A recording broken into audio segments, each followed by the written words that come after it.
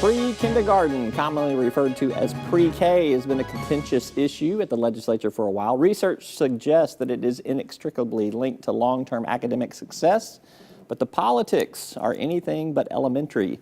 Joining me to discuss this topic is Dr. Ginny Blankenship. She is the Education Policy Director at Arkansas Advocates for Children and Families. Welcome. Thanks for being here. Well, thank you very much. 60 seconds. Hit me with some statistics. Tell me what the research tells us about pre-K. The research almost overwhelmingly tells us that pre-K makes a difference when it's done well. And that's one of the things that Arkansas Advocates for Children and Families and a lot of the partners that we've been working with over the past 2 decades have been really pushing, is making sure that the quality is there, that we have the evidence to show that the benefits last, not just past kindergarten, but on through 3rd grade and beyond. And then it gives our most vulnerable students a fair chance at a strong start in their education. You can ask almost any 1st grade teacher or a kindergarten teacher, what's the difference you see in a student who has been to a quality pre-K program the previous year and one who has not? And it's like night and day.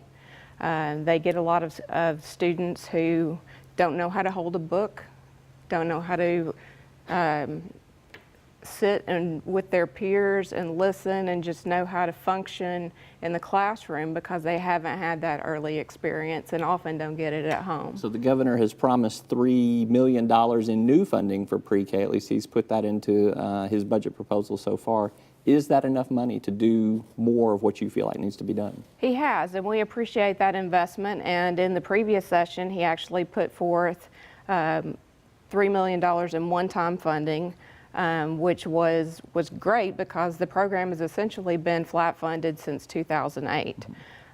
So we were pleased to see that he saw that as a priority. You asked if it's enough. Of course, we're going to say no, because when you have a program of this magnitude that is so meaningful to children and families, you're going to lose a lot of progress that you've been making over the years.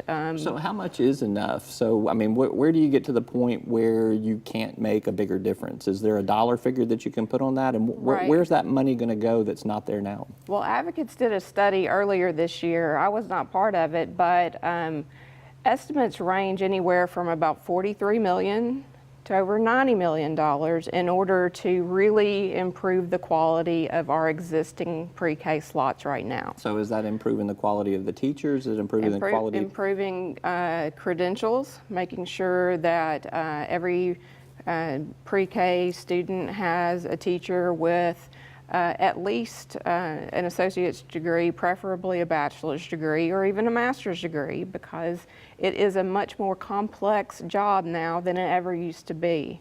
Pre-K is not babysitting anymore. It's not just Play-Doh and recess. They are fully aligned, their standards with the new Common Core standards, and it's much more rigorous than it's ever been.